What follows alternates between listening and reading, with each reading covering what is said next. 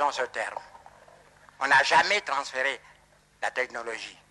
On n'en a pas transféré au Japon.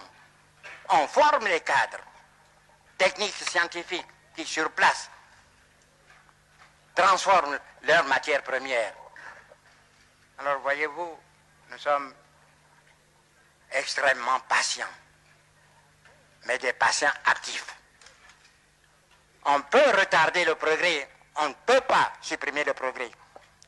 Nous avons la certitude que dans 20 ans, 30 ans, 40 ans, au plus, qu'est-ce 40 ans dans la vie des peuples quand le monde compte des milliards d'années d'existence? Nous aurons des hommes capables de transformer nos matières premières. Quand nous aurons à discuter en ce temps-là, quand ils auront à discuter en ce temps-là du coût de l'acier, non pas de minerai de fer, bien alors, il y aura un langage qui sera compris, le langage de l'intérêt commun. Il va de la survie de l'Europe et de la vie de l'Afrique. Il y a une nuance. Je continue à me battre pour faire comprendre à nos partenaires européens que la lutte finale, si la lutte doit être finale, ce ne serait pas avec des fusées. Ce serait sur le plan essentiellement économique. Et l'Europe n'a pas de matières premières. Les Américains en ont, mais pas en quantité suffisante pour en céder à leurs frères et leurs alliés européens. L'Asie, la question n'intéresse pas, je ne vais pas rentrer dans certains secrets, dans certaines confidences. Mais l'Asie, même si elle avait des matières premières, le chiffre de la population est tel qu'elle ne pourrait pas, l'Asie ne pourrait pas couvrir ses propres besoins. L'Amérique latine, vous savez la situation qui prévaut depuis des siècles dans cette partie de l'Amérique. Victime aussi de l'exploitation de mêmes groupes économiques financiers puissants, ne peut venir au secours de l'Europe sur le plan des matières premières. Il n'y a que nous, l'Afrique, de loin, le grand propriétaire des matières premières. Nous recelons. L'Afrique n'est pas suffisamment prospectée. Mais on peut admettre sans crainte de moindre démenti que nous sommes les premiers pour le faire, les premiers pour les bauxites.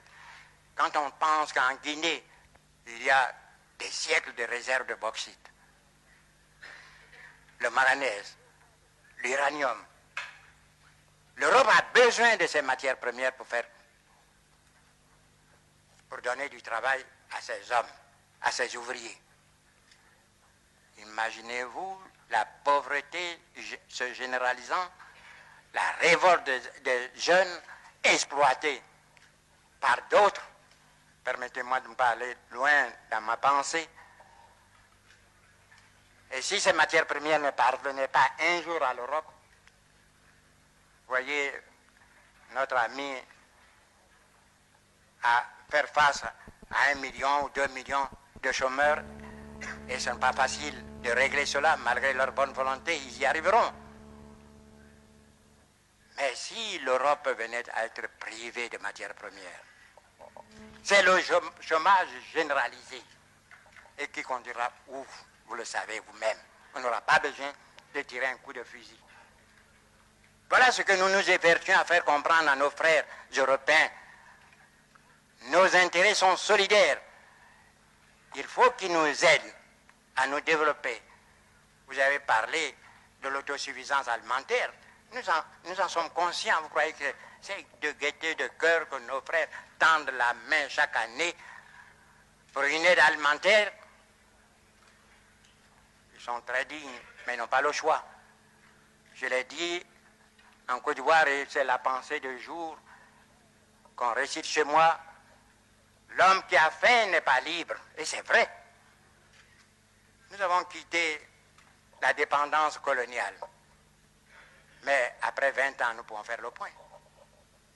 Pour l'essentiel de notre existence, pour la nourriture, pour beaucoup, pour nos soins médicaux, pour notre éducation, bref, pour tous ceux qui permet l'épanouissement de l'être humain, nous sommes obligés, il faut le reconnaître, de nous adresser à nos anciens colonisateurs.